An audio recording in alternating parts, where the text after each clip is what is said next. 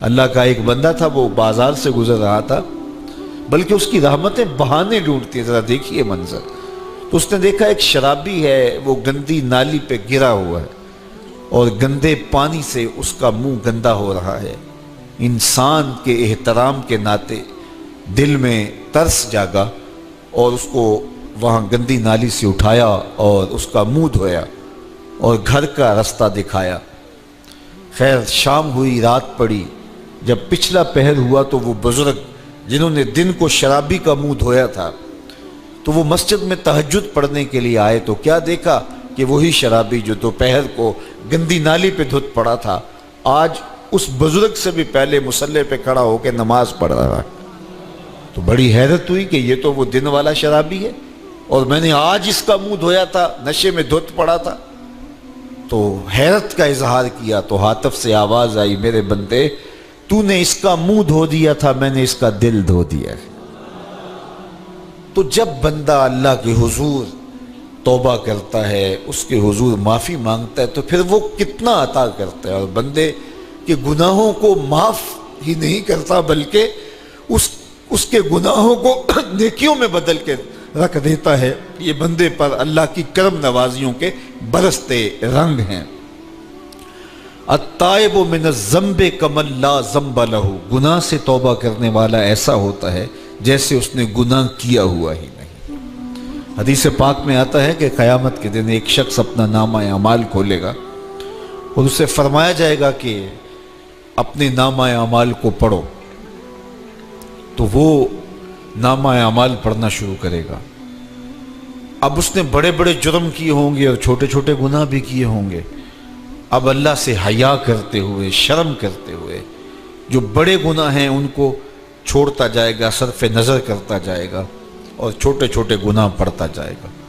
جب وہ سارا نامہ اعمال پڑھ چکے گا تو آواز آئے گی، بندے جا، میں تیرے سارے گناہوں کو بدل کے نیکیوں میں تبدیل کر دیا. تو وہ کہے گا، اے اللہ ابھی تو میرے بڑے بڑے گناہ رہتے تھے جو میں نے ابھی پڑھے ہی نہیں. تو جب یہ بات اللہ کے محبوب نے ارشاد فرمائی تو حضور اتنا مسکرائے کہ صحابہ کو حضور کی داڑھیں نظر آنے لگی. پہلے وہ کہہ رہا ہے کہ چھوٹے چھوٹے گناہ پڑھتا ہے اور بڑے چھوڑتا چلا جاتا ہے، اور جب یہ اسے پتا چلا کہ ان گناہوں کو بدل کے نیکیوں میں تبدیل کر دیا جائے گا تو وہ کہتا ہے ابھی تو بڑے بڑے گناہ میرے رہتے تھے. تو اللہ کی یہ کرم نوازیوں کے رنگ ہے کہ وہ گناہوں کو بدل کے نیکیوں میں تبدیل کر دیتا ہے. اور بندہ جتنا بڑا گناہ گار تھا جب سچے دل سے اس کے حضور توبہ کرنے کے لیے حاضر ہوتا ہے تو پھر اتنا ہی بڑا نیکوکار بن جاتا ہے. سیدنا عمر فاروق رضی اللہ تعالی عنہ کا زمانہ تھا اور آپ جانتے ہیں وہ ہاتھ میں درہ رکھتے تھے اور گلیوں میں گشت کیا کرتے تھے رات کو. دن کو بھی آپ دیکھتے تو ایک شرابی تھا جو ہاتھ میں شراب کی بوتل لیے آ رہا تھا. اچانک گلی کا موڑ کاٹا تو آگے حضرت عمر آ رہے تھے. ایک دم ڈر گیا اور دل ہی دل میں کہا، اے اللہ حضرت عمر کے قہر سے بچا لے، ساری زندگی شراب نہیں پیوں گا. سچی توبہ کر دی اور جلدی سے وہ شراب کی بوتل بغل میں دبا لی. اتنے میں حضرت عمر بھی سر پہ پہنچ گئے اور کڑک کے کہا، گرج کے کہا کہ یہ تیرے پاس کیا ہے؟ تو تھی تو شراب. اب ڈرتے ہوئے اس نے کہا، حضور یہ سرکہ ہے. تو حضرت عمر فرمایا، نکالو. اب وہ تھر تھر کانپ رہے اور بغل سے وہ شراب کی بوتل نکالی. جب نکالا تو وہ شراب نہیں تھی، سرکہ بن چکا تھا. تو جو اللہ شراب کو سرکے میں بدل دینے پہ قادر ہے وہ گناہوں کو نیکیوں میں بدل دیتا ہے. تو یہ ایک صورت دکھائی کہ دیکھو یہ شراب کو سرکے میں تبدیل کر دیا، تمہارے گناہ بھی نیکیوں میں تبدیل کر دیں گے. تم آؤ تو صحیح اس کی چوکھٹ پہ، تم ہاتھ تو پھیلاؤ. حضرت داتا گنج بخش علی حجویری علیہ رحمہ کشف المعجوب کے اندر لکھتے ہیں کہ جو فرمایا گیا کہ جس نے توبہ کی اللہ نے اس کی مغفرت کر دی.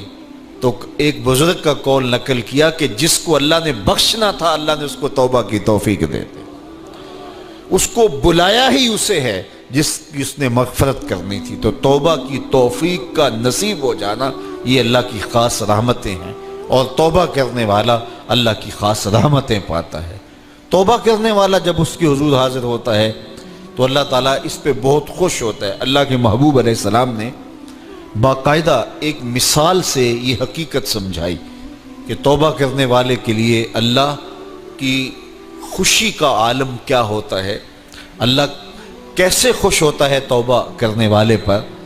تو حضور نے ارشاد فرمایا ایک بندہ لمبا سفر کر کے اور صحرا کے اندر ایک لمبے سفر پہ تھا، تو راستے کے اندر اس نے چند لمحوں کے لیے سستانے کے لیے، دوپہر کاٹنے کے لیے ایک درخت کے ساتھ اپنا جانور باندھا اور خود سو گیا۔ اس کا خیال تھا چند لمحوں کے لیے آنکھوں کی نیند نکالوں گا اور آگے بڑھ جاؤں گا، اس لیے اس نے سامان بھی، سواری اونٹ کے اوپر جو لدا ہوا سامان تھا، اس میں کھانا تھا، پینا تھا، دیگر ضروریات کی چیزیں تھیں، تو وہ بھی نہیں اتارا، کجاوے پر ہی پڑا رہا کہ چند لمحوں کے لیے میں نے کمر سیدھی کرنی اور آگے چلے جانا ہے۔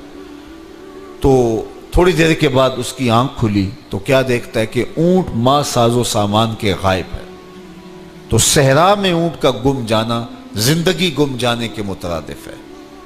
تا حد نظر نہ کوئی آبادی، نہ کوئی انسانی وجود، تو پھر زندگی نہیں، موت کے منہ میں اپنے آپ کو دھکیل لینا ہے جنگل میں اگر آپ کے پاس کچھ باقی نہیں بچتا ہے۔ تو اس نے دیکھا کہ سواری غائب ہے، سواری غائب ہے تو اس کے اوپر جو سامان تھا وہ بھی غائب ہے، تو وہ دائیں بائیں بھاگا دوڑا اس خیال سے کہ میں جو ہے وہ اپنی سواری کو تلاش کر لوں، لیکن سواری نہیں مل پائی۔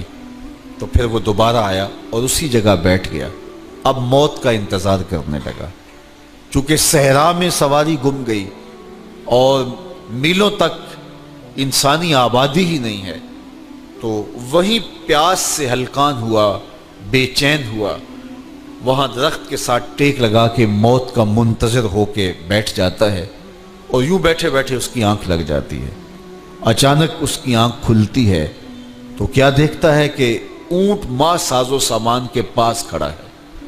تو اونٹ کا ملنا زندگی مل جانا تھا، تو وہ اتنا خوش ہوا، اتنا خوش ہوا کہ خوشی سے اس کی زبان بل کھا گئی۔ وہ کیا کسی نے کہا نا کہ جب بھی تیری قربت کے امکان نظر آئے ہم اتنے خوش ہوئے کہ پریشان نظر آئے۔ تو کہنا تو یہ تھا کہ اے اللہ تو میرا رب اور میں تیرا بندہ، لیکن وہ خوشیوں کے ہجوم میں درک گیا اور کیا کہتا ہے، اللہم انت عبدی وانا ربک، اے اللہ تو میرا رب، تو میرا بندہ اور میں تیرا رب۔ تو اس قدر وہ خوشیوں میں درک گیا کہ اس کو اپنی زبان پہ قابو اور کنٹرول نہ رہا۔ کسی کے آنے سے ایسے ہوش اڑے ساقی کے، شراب سیخ پہ ڈالی اور بوتل میں کباب۔ تو کہتا ہے اللہم انت عبدی وانا ربک، تو میرا بندہ اور میں تیرا رب۔ تو یہ اس کی زبان قابو میں نہ رہی اور وہ بل کھا گیا، خوشیوں کا ہجوم ایسا ہوا۔ تو اللہ کے محبوب نے یہ مثال بیان کرنے کے بعد ارشاد کیا، مجھے بتاؤ اس بندے کو کتنی خوشی ہوئی کہ زبان پہ قابو نہیں، جذبات پہ کنٹرول نہیں، کہنا کچھ ہے بول کچھ رہا ہے۔ تو صحابہ نے عرض کی حضور بہت خوشی ہے۔ تو فرمایا جس طرح یہ بندہ اونٹ کے ملنے پر واپس آنے پہ خوش ہوا، حتیٰ کہ خوشیوں کے ہجوم میں اس کی زبان بھی قابو میں نہیں رہی، یہ بتا رہا ہے خوشیوں کے وفور کا عالم اور مسرتوں اور جو ہے وہ خوشیوں کی کثرت کا عالم بتا رہا ہے۔ تو فرمایا یہ بڑا خوش ہوا جب کوئی بندہ پلٹ کے مالک کی دہلیز پہ آتا ہے، اللہ اس سے بھی زیادہ خوش ہوتا ہے کہ میرا بندہ میری چوکھٹ پہ آ گیا۔ تو پھر اللہ یہ نہیں دیکھتا کہ اس کے گناہ کتنے ہیں، سمندر کی جھاگ کے برابر بھی گناہ ہو تو معاف کر دیے جاتے ہیں، اس لیے کہ میرا بندہ پلٹ کے میری چوکھٹ پہ آیا ہے۔ تو توبہ اللہ کو محبوب ہے، اللہ کو مطلوب ہے، اللہ کو چاہیے کہ بندہ اس کے حضور آئے اور پھر اللہ جل شانہ اس کی مغفرت و بخشش فرما دیتا ہے۔ یہ موسم نور کے موسم ہے، عام دنوں میں بھی توبہ کرو، دن میں کرو یا رات کو کرو، کسی بھی مقام پہ توبہ کرو، اللہ معاف کر دینے والا ہے۔ لیکن یہ خاص ایام تو ایسے ہیں کہ اللہ کی رحمتیں بندوں کو معاف فرما دیتی ہیں، اور اگر کوئی توبہ کا جو ہے وہ دامن پکڑ کے آ جائے، اس کے حضور حاضر ہو جائے، تو پھر اللہ تعالیٰ جل شانہ بندوں کی خطائیں بھی معاف کرتا ہے اور ان کے گناہوں کو بدل کے نیکیوں میں تبدیل کر دیتا ہے۔ خوش نصیب ہیں وہ لوگ جو ان بابرکت ایام میں اپنی بخشش کا سامان کر لیتے ہیں، اور ان سے بڑا بدبخت بھی کوئی نہیں جو ان سہانے موسموں میں بھی پیاسے رہتے ہیں اور ان موسموں میں بھی ان کی بخشش و مغفرت نہیں ہو پاتی۔ رت سہانی ہو، موسم اچھا ہو، تو مجھے بتاؤ کہ جو اس موسم میں بھی اپنے آپ کو محروم رکھے تو اس سے بڑی بد نصیبی کیا ہوگی۔ اللہ کے محبوب علیہ السلام نے منبر کی تینوں سیڑھیوں پہ قدم رکھتے ہوئے آمین آمین پکارا، تو حضور علیہ السلام سے عرض کیا گیا یا رسول اللہ صلی اللہ علیہ وسلم، ہر سیڑھی پہ قدم رکھتے ہوئے آپ نے آمین کہا، تو آپ نے کس بات پہ آمین کہا؟ فرمایا جبریل امین حاضر خدمت ہوئے اور انہوں نے کہا اس شخص کی ناک خاک آلود ہو جو ماہ صیام رمضان المبارک کو پائے اور اپنی بخشش نہ کروا سکے۔ تو میں نے اس پہ آمین کہا کہ اتنا مقدس مہینہ نصیب ہو، اتنا سہانا موسم آئے اور وہ پھر جہاں کھڑا تھا وہی کا وہی کھڑا رہے۔ میں اور آپ اپنا محاسبہ کر سکتے ہیں۔ موسم رحمت اور فصل نور رمضان المبارک اپنا آدھا سفر طے کر چکا ہے، یہ مبارک مہینہ آدھا سفر اس کا بھی باقی ہے۔ تو میں اور آپ ذرا اپنے آپ کو اپنے ضمیر کی عدالت میں کھڑا کر کے اپنے آپ کو دیکھ کر کے دیکھیں، سوچیں کہ ہم نے ان 15 دنوں کے اندر کتنا سفر طے کیا۔